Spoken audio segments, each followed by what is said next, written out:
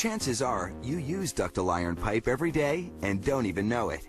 The underground pipes that transport a city's drinking water are cast from ductile iron. So are the sewer pipes that take away household waste. Ductile iron is more flexible than ordinary gray iron. Under pressure, it will bend before it breaks.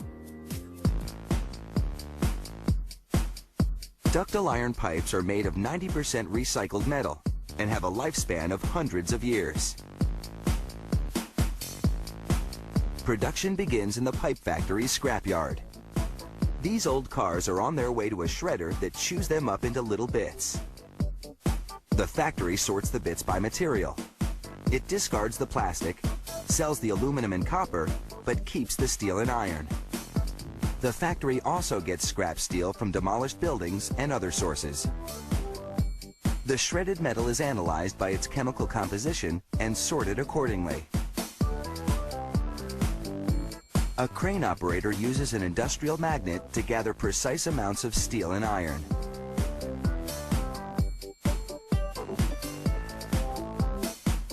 The shredded metals then go into a blast furnace fueled by coke, a form of coal. At 2,500 degrees Fahrenheit, the iron and steel liquefy while impurities are carried away. Workers then add magnesium. This turns the metal from ordinary gray iron into stronger, more flexible ductile iron. The molten iron travels down a trough into a casting machine. It enters a spinning mold where centrifugal force spreads the iron against the mold walls.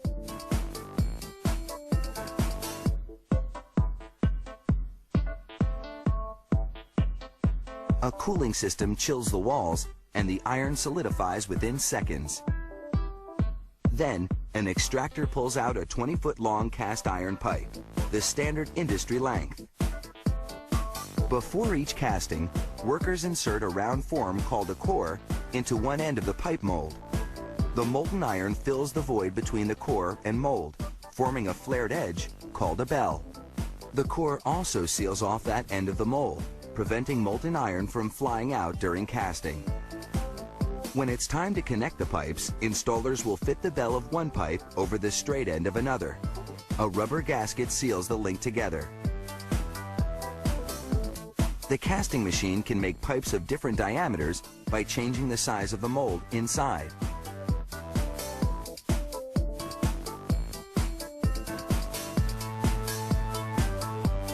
After the pipe is extracted, inspectors weigh it and measure the wall thickness to be sure everything meets specifications. Then, on the bell end, they remove the core.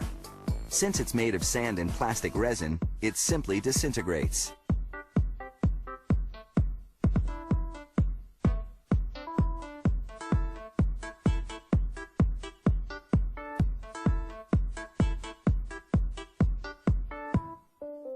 This factory makes pipes in several diameters, but regardless of size, the casting process is always the same. It just takes less time with smaller pipes because they harden faster.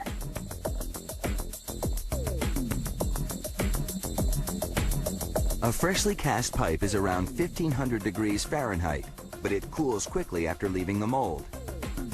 Such rapid cooling makes the iron brittle, so the pipe goes directly into a gas-fired annealing furnace that reheats it to 1,700 degrees Fahrenheit. This alters the internal structure of the iron, making it strong and flexible. The pipe then runs through a cooling chamber that showers it in cold water. To prevent the iron from corroding, the inside gets sprayed with cement, building up a lining 1/8 of an inch thick.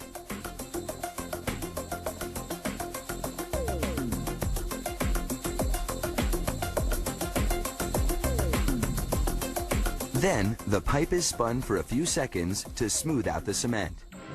The entire pipe is painted inside and out. This seals the surface, enabling the cement to cure over the next 24 hours. It also provides some extra rust protection. Finally, a robot paints a stripe around the straight end of each pipe. This is a depth guideline, so installation crews know when they've inserted the straight end of one pipe as far as it can go into the bell end of another.